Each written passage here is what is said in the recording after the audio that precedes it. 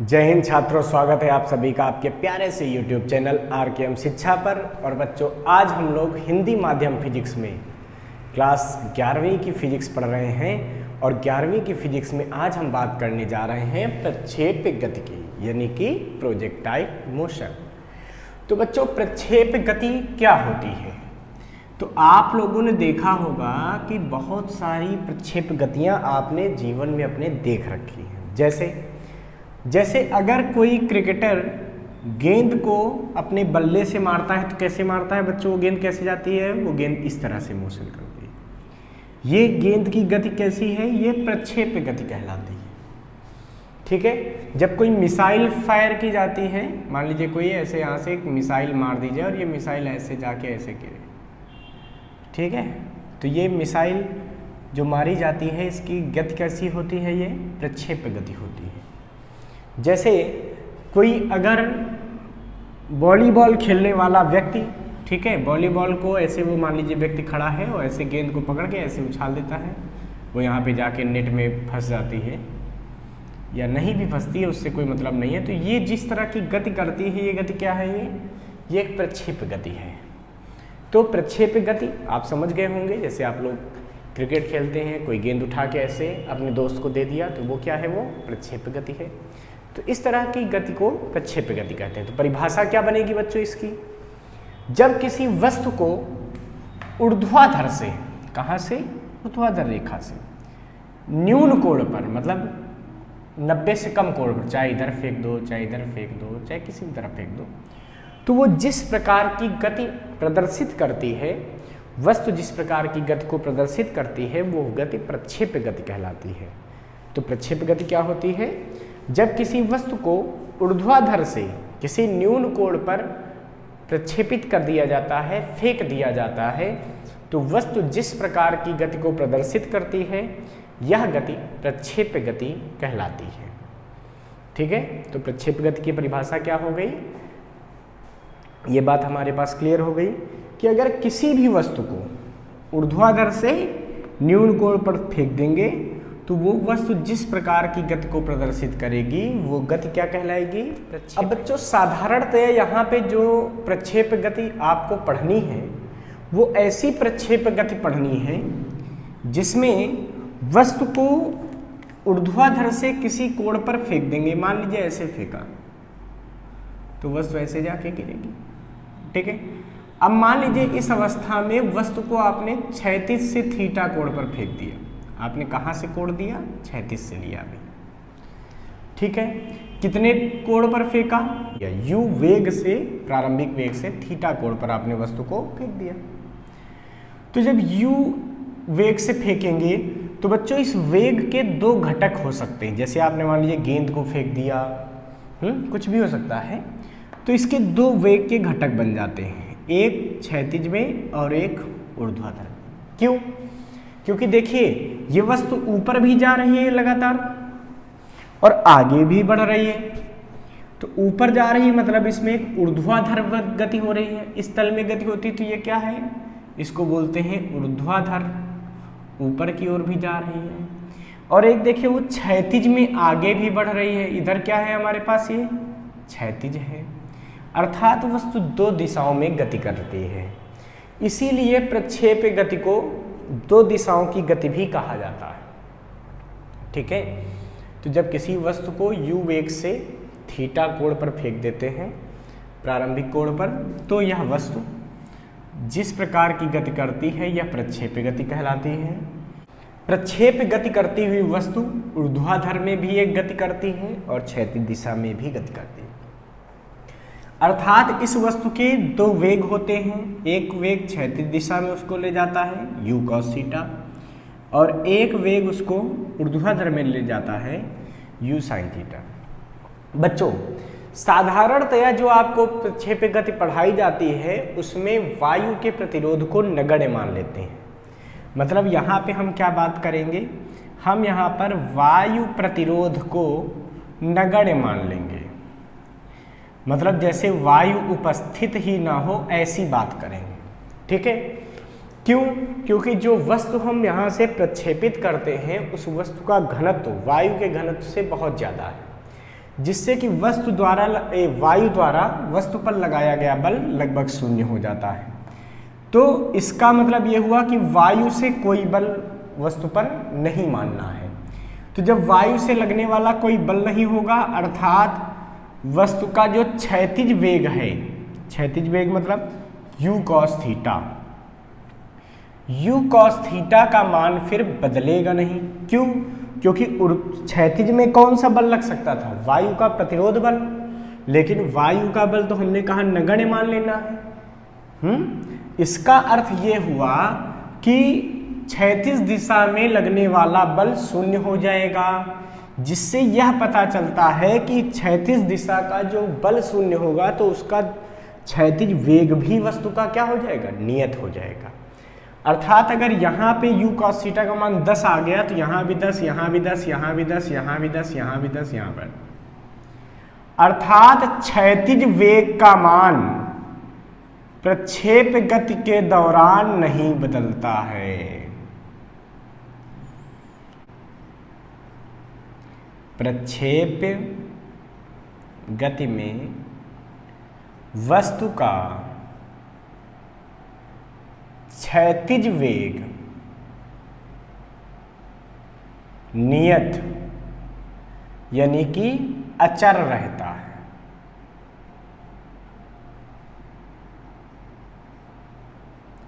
अर्थात परिवर्तित नहीं होता, जबकि वस्तु का ऊर्ध्वाधर वेग गुरुत्व के कारण लगातार बदलता रहता है। जैसे जैसे वस्तु ऊपर जाती है उसका ऊर्ध्वाधर वेग अर्थात uy घटता है, जैसे जैसे वस्तु ऊपर जाएगी uy का मान घटेगा और अधिकतम ऊंचाई पर ऊर्ध्वाधर वेग शून्य हो जाता है। अधिकतम ऊंचाई पर ऊर्ध्वाधर वेग क्या हो जाता है? शून्य। उसके बाद ऊपर फिर नहीं जाती वस्तु, फिर वहां से वो नीचे आने लगती है। जब वस्तु अधिकतम ऊंचाई के बाद आगे बढ़ती है तो उसका ऊर्ध्वाधर वेग का मान लगातार बढ़ने लगता है, और जहां से फेंकी गई उसी ऊंचाई पर ऊर्ध्वाधर वेग उतना ही हो जाता है जिस वेग से फेंकी गई थी वस्तु, लेकिन उसकी दिशा बदल चुकी होती है। अब जब नीचे गिरेगा तो वस्तु का ऊर्ध्वाधर वेग कितना हो जाएगा? जिस वेग से वो फेंकी गई थी, लेकिन उस वेग की दिशा क्या हो जाएगी? परिवर्तित हो जाएगी, बदल जाएगी। ठीक है, कि जैसे किसी वस्तु को कहीं से फेंका गया तो जब वो पुनः पृथ्वी पर गिरेगा तो जितने वेग से ऊर्ध्वाधर वेग से ऊपर की तरफ था उतना ही ऊर्ध्वाधर वेग नीचे की तरफ हो जाता है, जबकि क्षैतिज वेग का मान नियत रहता है, वो तो बदलता ही नहीं। समझ में आ गई बात? तो याद रखना कि जैसे जैसे वस्तु बढ़ेगी ऊपर वाला वेग क्या होता है? जैसे ऐसे ही सोचो, कोई वस्तु ऊपर की तरफ फेंकते हो तो क्या होता है? ऊपर की तरफ वाला वेग घटता है घटता है घटता है घटता है, फिर जीरो हो जाता है। फिर उसके बाद फिर वो वस्तु नीचे आती है तो वही ऊर्ध्वाधर वेग उसका बढ़ने लगता है बढ़ने लगता है बढ़ने लगता है, और जहाँ से फेंका बच्चों वहीं कैच कर ले।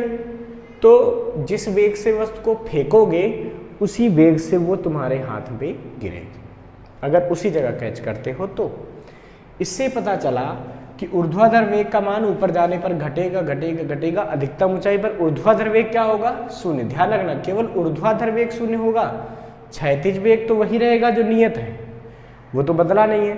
अर्थात अधिकतम ऊंचाई पर केवल क्षैतिज वेग बचता है। अधिकतम ऊंचाई पर केवल कौन सा वेग होता है? क्षैतिज वेग होता, ध्यान रखना। तो जब वस्तु अधिकतम ऊंचाई पर होती है तो अधिकतम ऊंचाई पर केवल क्षैतिज वेग बचता है।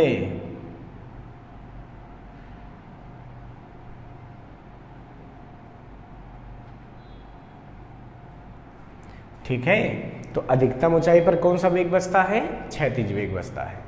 फिर वो वस्तु धीरे धीरे धीरे धीरे अपनी जगह वापस गिर जाती है। ठीक है, कुछ इस तरह के गति को प्रक्षेप्य गति कहते हैं। अब बच्चों इसमें सबसे बड़ी बात एक याद रखिएगा कि जब कभी हम क्षैतिज गति के बारे में बात करेंगे तो हम क्षैतिज वेग की गणना करेंगे, क्षैतिज वेग का इस्तेमाल करेंगे। जब हम ऊर्ध्वाधर गति की गणना करेंगे तो हम ऊर्ध्वाधर वेग का इस्तेमाल करेंगे।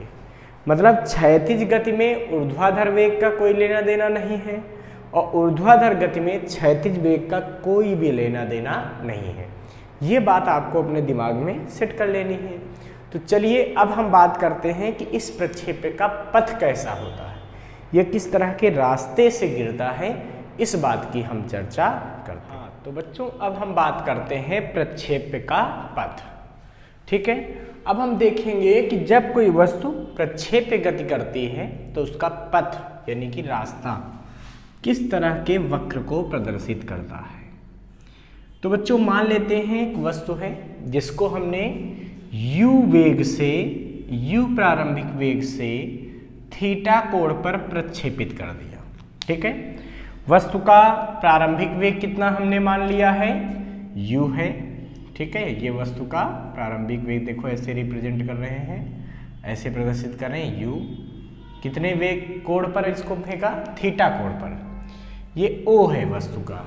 ठीक है, ये प्रारंभिक बिंदु है जहां से वस्तु को फेंका गया। अब बच्चों इस वेग के आपको पता है कि दो घटक होंगे, एक तो क्षैतिज घटक होगा वेग का, क्षैतिज घटक होगा u cos थीटा। ठीक है, और एक इसका ऊर्ध्वाधर घटक होगा, वो कितना होगा, वो होगा u sin थीटा। तो ध्यान रखिएगा जो थीटा से जुड़ता है उसमें जाता है cos थीटा वाला घटक और जो नहीं जुड़ा है वो गया sin थीटा वाला। और u cos थीटा और u sin थीटा एक दूसरे से 90 डिग्री पे 90 अंश। तो ये क्षैतिज घटक हो गया, मतलब इसको हमने ux से लिख दिया। ये ऊर्ध्वाधर घटक हो गया, इसको हमने uy से लिख दिया।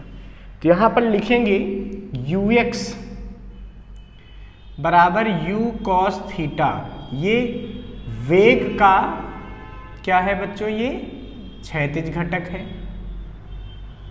ठीक है, जबकि जो uy हमने मान रखा है uy, y का मतलब y अक्ष, तो y अक्ष का जो वेग है मतलब। अब बच्चों मान लेते हैं कि जब यहां से हमने किसी वस्तु को फेंका तो वो वस्तु ऐसा रास्ता लेती हुई यहाँ पे गिर गई।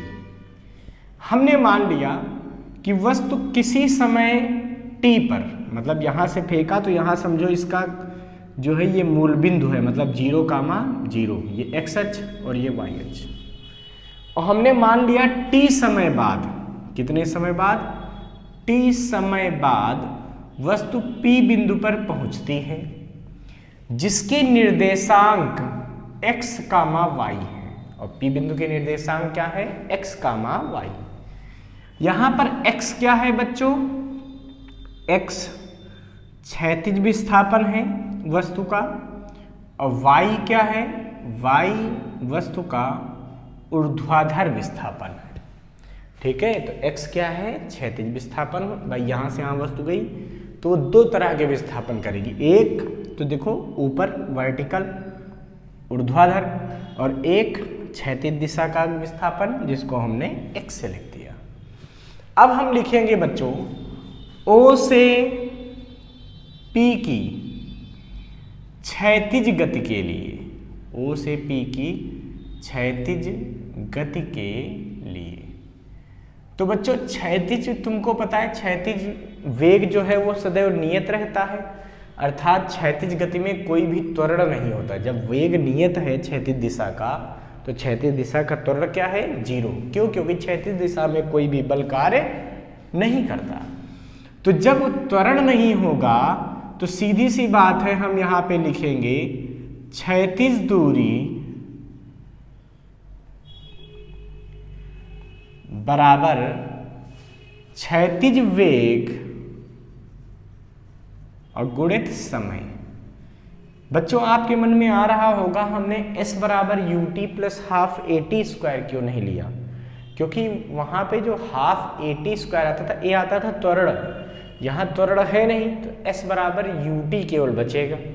s मतलब दूरी बराबर u इंटू टी, वेग गुणित समय, वही लगा रहे हैं। तो क्षैतिज दूरी कितनी चला, देखिए x, क्षैतिज वेग कितना है, क्षैतिज दिशा का वेग देखो बेटा u cos थीटा, और इंटू समय, समय कितना है देखिए t, अर्थात t बराबर आ जाएगा x बटा u cos थीटा।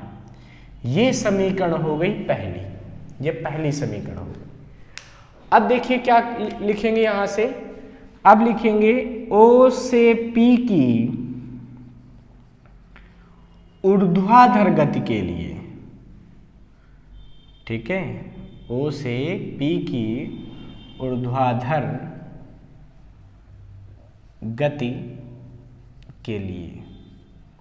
तो ऊर्ध्वाधर गति के लिए क्या आएगा भाई, इसके लिए सोचो, तो इसके लिए आ जाएगा, आपको पता है h बराबर क्या होता है, ऊपर जब कोई वस्तु जाती है तो उसके लिए बराबर समीकरण क्या होती है, h बराबर ut minus half G T square.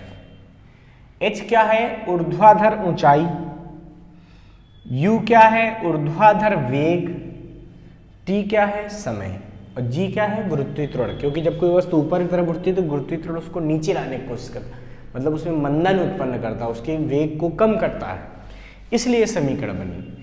h कितनी ऊंचाई तक उठ गया, देखो h की जगह कितना आ गया y, uy कितना है भाई, ऊर्ध्वाधर वेग, देखो कितना है u sine theta t minus half G T square. यहां पे लिख देंगे समीकरण एक से, समीकरण एक से t का मान रखने पर, तो t का मान समीकरण एक से यहां पे रख दीजिए, तो हमें क्या मिलेगा, y बराबर, तो ये y बराबर मिलेगा, क्या होगा देखो, u sine theta into t, t की जगह क्या आ गया देखो, x बटा u cos theta minus half g और t स्क्वायर, t की जगह देखो x बटा u कॉस थीटा का होल स्क्वायर, ठीक है।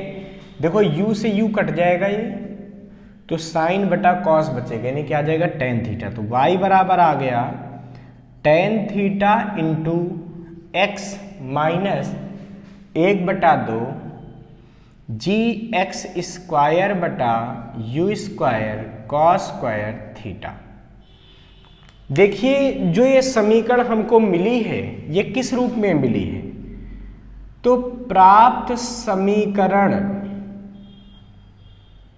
y बराबर ax minus B X square रूप की है,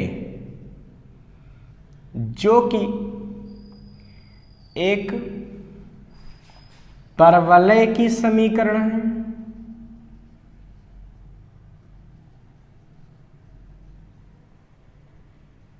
इस रूप की है और ये किसकी समीकरण है, परवलय की, अर्थात प्रक्षेप करती वस्तु या प्रक्षेप का पथ परवलयाकार होता है।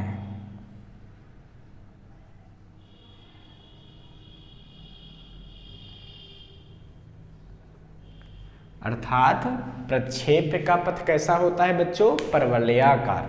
तो जब कोई वस्तु प्रक्षेपगत करती है तो उसका पथ परवलयाकार होता है। इसको आप लोग लिख लीजिए बच्चों, यहाँ से लिख लिया बच्चों, बहुत बढ़िया।